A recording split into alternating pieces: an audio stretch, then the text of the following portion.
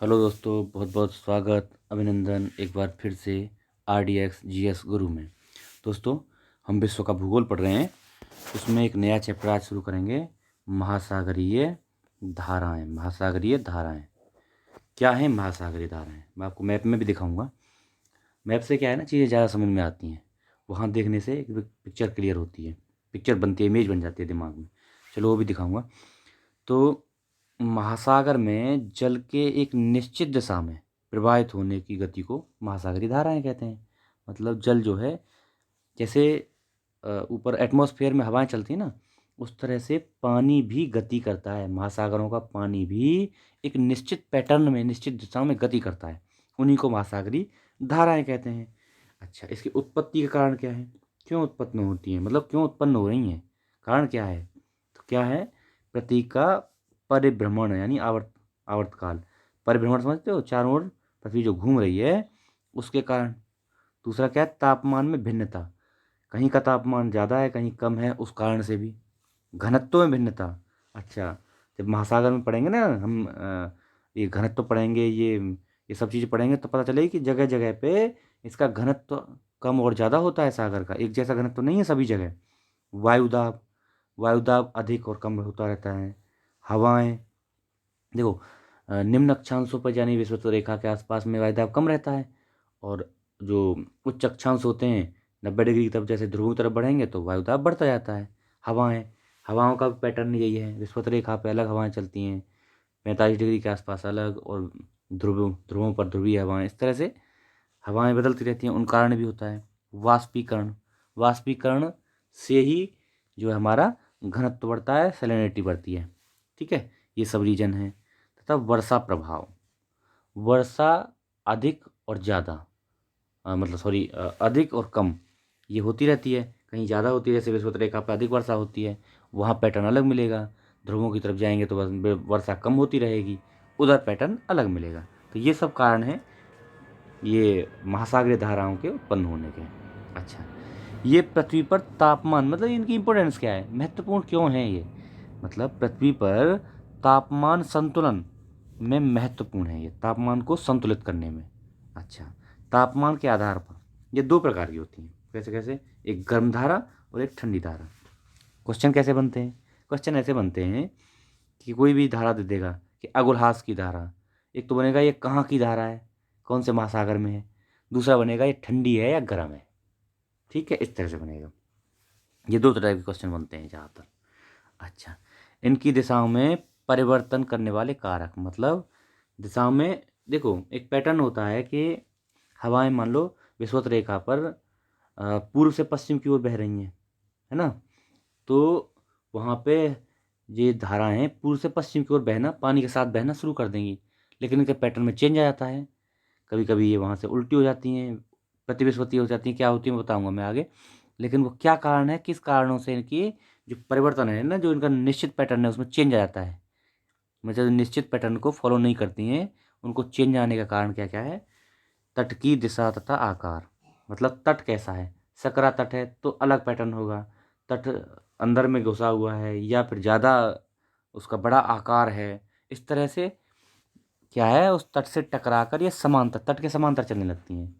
भाई तट को पार नहीं कर सकती हैं, जहाँ लैंड मास आएगा उसको टकराएंगे, उसी के साथ साथ चलना शुरू कर देंगी।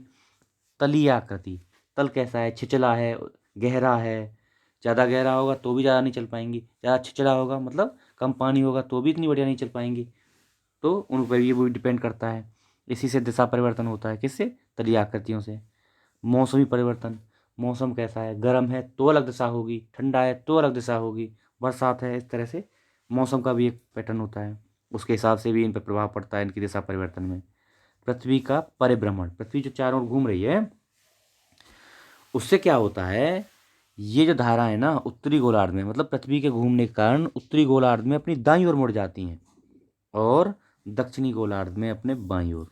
ये इनका पैटर्न है। ठीक है, ये पृथ्वी के घूमने के घूर्णन के कारण, पृथ्वी जो परिक्रमा कर रही है ना चारों ओर, किसके? सूर्य के चारों ओर जो घूम रही है, परिक्रमा कर रही है, अ, परिक्रमा नहीं, परिभ्रमण। परिभ्रमण मतलब अपनी एक्सिस पे जो घूम रही है, अपनी एक्सिस पे जो घूम रही है इस तरह से, उसी के कारण उत्तरी गोलार्ध में दाईं ओर और दक्षिणी गोलार्ध में अपनी बाईं ओर मुड़ जाती हैं। ठीक है, महासागरों के अनुसार महत्वपूर्ण धाराएं कौन कौन सी हैं? महत्वपूर्ण धाराएं, अब इनमें क्या क्या ध्यान रखना है हमें? हमें ये ध्यान रखना है, देखो निश्चित पैटर्न है, विषुवत रेखा के आसपास की सभी रेखाएं, सभी धाराएं गर्म होंगी। अच्छा, दूसरा क्या है, जो महाद्वीप हैं उनके पूर्वी किनारों की धाराएं गर्म होंगी। ये लगभग 99% है, कोई एक आधा केस हो सकता है। और जो पश्चिमी किनारा है, महाद्वीपों का पश्चिमी किनारे की धाराएं ठंडी होंगी। अभी मैं आपको दिखाऊंगा, मैप पे दिखाऊंगा तो आपको समझ में आएगा।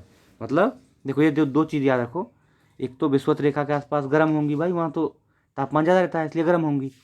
दूसरा क्या है, महाद्वीपों के पूर्वी किनारों की धाराएं, पूर्वी किनारे की धाराएं गर्म और पश्चिमी किनारे की धाराएं ठंडी। ठीक है, अब देखते हैं, जैसे उत्तरी विषुवती, विषुवती तो आंख बंद करके मार देना, उत्तर हो दक्षिण हो विषुवती, दोनों विषुवती रेखाएं गर्म होंगी। ठीक है, फ्लोरिडा की धारा ये याद रखनी है। फ्लोरिडा कहाँ है, अगर आपको स्थिति पता है तो फ्लोरिडा कहाँ पे है, ये भी विषुवत रेखा के थोड़ा सा ऊपर ही पड़ता है, तो इसलिए ये भी गर्म है। गल्फ स्ट्रीम, गल्फ स्ट्रीम कहाँ बनती है वो दिखाऊंगा मैं, ये गर्म धारा है।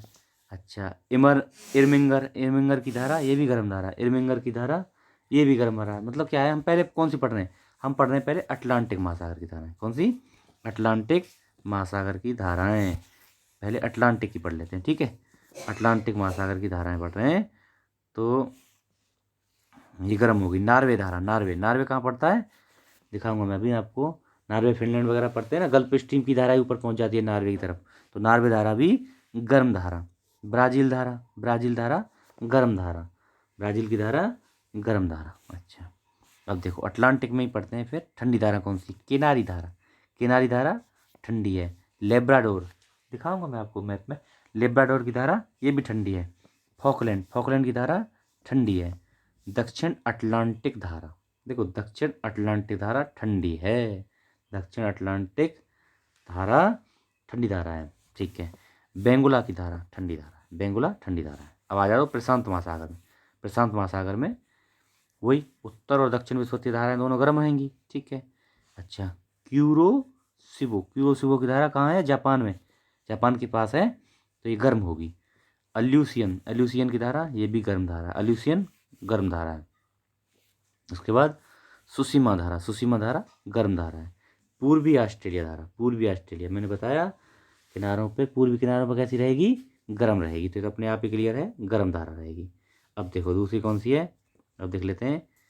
ओयासिबो की धारा, ओयासिबो, ओयासिबो की धारा ठंडी धारा है, ये भी जापान के पास है लेकिन ठंडी धारा है ओयासिबो। और क्यूराइल की धारा ठंडी धारा, क्यूराइल ठंडी धारा है। कैलिफोर्निया की धारा, कैलिफोर्निया ठंडी धारा है, कैलिफोर्निया ठंडी धारा है। पेरू और हम्बोल्ट याद रखना, बहुत इंपॉर्टेंट है, बहुत बार पूछी जाती है। पेरू, पेरू की धारा या हम्बोल्ट की धारा, हम्बोल्ट की धारा बोलते हैं उसको, पेरू के पास बहती है इसलिए पेरू की धारा भी बोल देते हैं। ये क्या है, ठंडी धारा है। अब हिंद महासागर में देख लेते हैं, हिंद महासागर में विषुवत रेखा की धारा गर्म होगी, निश्चित है। मोजाम्बिक धारा ये भी गर्म है। पश्चिमी ऑस्ट्रेलिया, पश्चिमी ऑस्ट्रेलिया की धारा ठंडी, पश्चिमी ऑस्ट्रेलिया ठंडी। पछुआ पवन प्रवाह, पछुआ पवन, पवन प्रवाह, प्रवाह नहीं प्रवाह है ये। ठीक है, पछुआ पवन प्रवाह ये क्या है, ठंडी है, ठंडी है, इस तरह की है, ठंडी धारा है। अगुलहास, अगुलहास इंपॉर्टेंट है, इसको दूसरे कलर से कर देता हूँ। चलो, अगुलहास की धारा गर्म धारा, अगुलहास गर्म धारा। ठीक है, अब कुछ महत्वपूर्ण तथ्य देख लेते हैं। यूरोप का कंबल, यूरोप का कंबल उत्तरी अटलांटिक प्रवाह को बोलते हैं। किसे बोलते हैं, उत्तरी अटलांटिक प्रवाह। कहाँ पे है दिखाऊंगा मैप में भी, उसको बोलते हैं यूरोप का कंबल। किस कारण से, क्योंकि ये गर्म धारा है और ये जो है यूरोप में जाती है। कहाँ से, गल्फ स्ट्रीम धारा जब आगे बढ़ती है नॉर्वे फिनलैंड की तरफ, और ये यूरोप को क्या है, जो बर्फ़ जमी होती है ना यूरोप में, सागरों में बर्फ़ जमी होती है, उसको ये पिघला देती है और वहाँ पे समुद्र में आवागमन शुरू हो जाता है और वहाँ गर्मी पैदा करती है, इसलिए इसको यूरोप का कंबल बोलते हैं। ठीक है, विषुवत रेखीय या अच्छा प्रतिविषुवतीय धारा, प्रति, देखो प्रति का मतलब होता है उल्टा। सामान्यतः जो विषुवत धारा होती हैं, ये जो धाराएं होती हैं विषुवत रेखी धाराएं, ये पूर्व से पश्चिम की ओर, मतलब इधर से ऐसे पूर्व से पश्चिम की ओर प्रवाह करती हैं।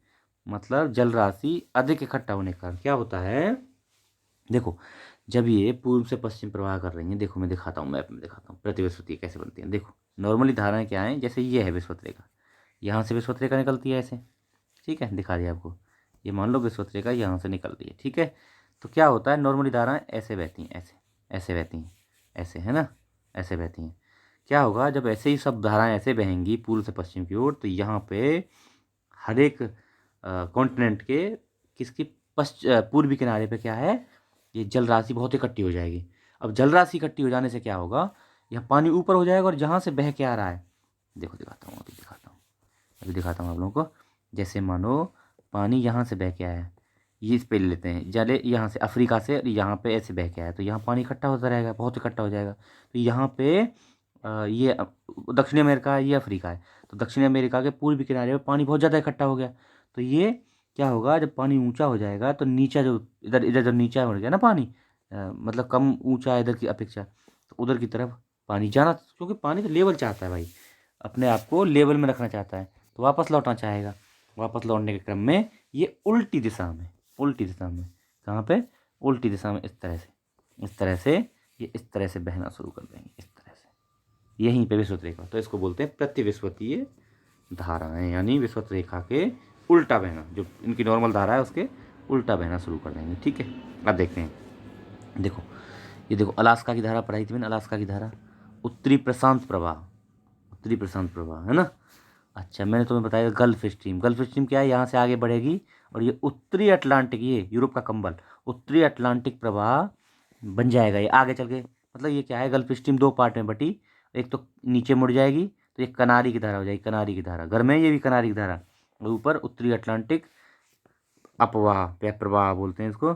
ये क्या करेगा, ये गर्म है और यहाँ जाके यूरोप को ठंड, यूरोप में जो ठंड पड़ रही है ना, इसको गर्म कर देगा और यहाँ पे आवागमन शुरू हो जाएगा। तो इसलिए यूरोप का कंबल अटलांटिक महासागर हो गया। ठीक है, अच्छा अब देखो इसी में अटलांटिक को पढ़ लेते हैं पहले। ये है लेब्राडोर की धारा, ये क्या है, यहाँ पे हडसन की खाड़ी पड़ती है ना, कौन सी है आप बताना, कनाडा के पास कौन सी खाड़ी है, तो वहाँ से उत्पन्न होती है लेब्राडोर की धारा। ये है उत्तर विषुवतीय धारा, और विषुवतीय धाराएं उत्तर और दक्षिण वाली यहाँ बहेंगी सब पे। ठीक है, अच्छा देखो ये इक्वेडोर विपरीत धाराएं, है ना, इक्वेडोर में विपरीत धाराएं, वही विपरीत बता रहा था मैं, विपरीत उल्टी बहने लगती हैं। अच्छा ये देखो, ये ब्राज़ील की धारा कैसी है, गर्म है। देखो इसमें एक चीज़ और देखना, ये जो है ना इस तरह की, ये गर्म धारा है और ऊपर वाली शीत धारा है ना, जो डॉट डॉट है वो गर्म धारा है। तो ये कौन सी, ब्राज़ील की गर्म धारा है। दक्षिणी अटलांटिक महासागर यहाँ हो गया अगुलहास देखो क्या है, अगुला नहीं, बेंगुला की धारा कैसी होगी, मैं बताया ना, कॉन्टिनेंट के पश्चिमी किनारे पे क्या होगी, ठंडी धारा, तो ठंडी है बेंगुला। दक्षिणी विषुवतीय रेखा गर्म होगी। ठीक है, अब देखो यहाँ देख लेते हैं किसकी, प्रशांत महासागर की, अलास्का धारा होगी। अलास्का कैसी है, पश्चिमी किनारे पे है, होनी चाहिए कैसी, ठंडी, लेकिन ये गर्म धारा है। अच्छा यहाँ उत्तरी प्रशांत प्रवाह हो गया, और कैलिफोर्निया की धारा, देखो ये कैलिफोर्निया धारा, ये भी पश्चिमी किनारे पे, तो ठंडी है। अच्छा विषुवत धारा तो अपने आप में गर्म होती है। अलास्का की धारा याद रखना, क्योंकि अलास्का की धारा क्या है ना, यहाँ से एक धारा आ रही है, कौन सी, ये वाली गर्म धारा, कौन सी, ओसियो की धारा, ओसियो, ये कमचटका प्रायद्वीप है ना, कमचटका प्रायद्वीप यहाँ रूस का, तो यहाँ से धारा बह रही है, कौन सी, उरासी हुई, क्योंकि भाई देखो पृथ्वी एक है ना, ये इसको मिला देंगे पीछे तो ये गोल बन जाएगा, ग्लोब बन जाएगा। तो यहाँ से जो धारा आ रही है इस तरह से आ रही है, इस तरह से ओसीवियो की धारा, ओवासियो की धारा, तो ये उसको, ये इधर से यहाँ टकरा कर दो पार्ट में बट गई, ऊपर अलास्का की धारा, नीचे कैलिफोर्निया की धारा, तो इसलिए ये गर्म है। कैलिफोर्निया की धारा ठंडी है और ये वह धारा गर्म हो रही, वहाँ से गर्म आ रही ना, ओरासियो की धारा गर्म आ रही है, इसलिए अलास्का धारा गर्म है। ठीक है, अच्छा दक्षिण अटलांटिक प्रवाह हो गया, ठीक है। अच्छा पश्चिमी वायु प्रवाह, देखो यहाँ वायु प्रवाह है, क्या चलता है, यहाँ पछुआ पवनें चलती हैं, यहाँ चलती हैं कौन सी, व्यापारिक पवनें। तो पछुआ पवनों कौन सी हैं, ठंडी होती हैं, तो उनसे भी इनका, मैंने बताया था ना, पवनों का भी प्रभाव पड़ता है, तो उनसे भी प्रभाव पड़ता है। देखो हम्बोल्ट या पेरू की धारा, यहाँ क्या है, यह है पेरू, ये है पेरू, तो पेरू के पास में पेरू की जलधारा। ठीक है, हम्बोल्ट या पेरू की जलधारा, यहाँ पेरू के पास में। उसके बाद देखो पश्चिमी वायु प्रवाह, ये पश्चिम की ओर वायु प्रवाह चलता है, हाँ ये फॉकलैंड की धारा है। फॉकलैंड की धारा क्या है, देखो फॉकलैंड, ये रहा फॉकलैंड की धारा, कौन सी है, ठंडी है, पश्चिम साइड में ठंडी है। अच्छा तो पश्चिमी वायु प्रवाह हो गया, और क्या रह गया, अब आ जाता हूँ हिंद महासागर में। हिंद महासागर ये रहा, ये पूरा पार्ट हिंद महासागर का। चलो एक बार क्लियर कर लेते हैं इसको, हिंद महासागर को देखते हैं, है ना। चलो तो देखो दक्षिणी विषुवत रेखा गर्म होगी, महासागर विस्वतीय धाराएं यहाँ हो गई, हिंद महासागर। अच्छा, अगुलहास धारा क्या होगी? अगुलहास धारा ठंडी धारा, अगुलहास ठंडी धारा है। पश्चिमी वायु प्रवाह ये जा रहा है ऐसे, पश्चिमी वायु प्रवाह, ठीक है। अच्छा, पश्चिमी ऑस्ट्रेलियन धारा कौन सी होगी? ठंडी धारा। पश्चिमी ऑस्ट्रेलियन धारा ठंडी धारा। पूर्वी ऑस्ट्रेलियन कैसी होगी? गर्म। पूर्वी किनारे में पूर्वी ऑस्ट्रेलियन गर्म, पश्चिमी किनारे में ठंडी। विस्वतीय व्रत। अच्छा, क्यूरोसियो की धारा में बता ही दिया, ये कैसी होगी? गर्म धारा होगी। क्यूरोसियो गर्म धारा, और ये ओवासियो या ओयासियो या क्यूराइल बोलते हैं इसको, क्या होगी? ये ठंडी धारा है। यहाँ से घूमने गर्म धारा है, गर्म धारा है ये भी, और ये कम झटका प्रायद्वीप, ठीक है। तो ये धाराएं थी, एक बार देख लेना भाई, इसको और अच्छे से देख लेना, समझ लेना, ठीक है। इनका पैटर्न समझ लेना, पैटर्न समझ गए तो लगभग आप पूरा ही समझ जाओगे, ठीक है। बाकी आपको कैसी लगी वीडियो कमेंट बॉक्स में बताना, और चैनल को शेयर करते रहना, सब्सक्राइब कर पाना। Okay, thank you so much.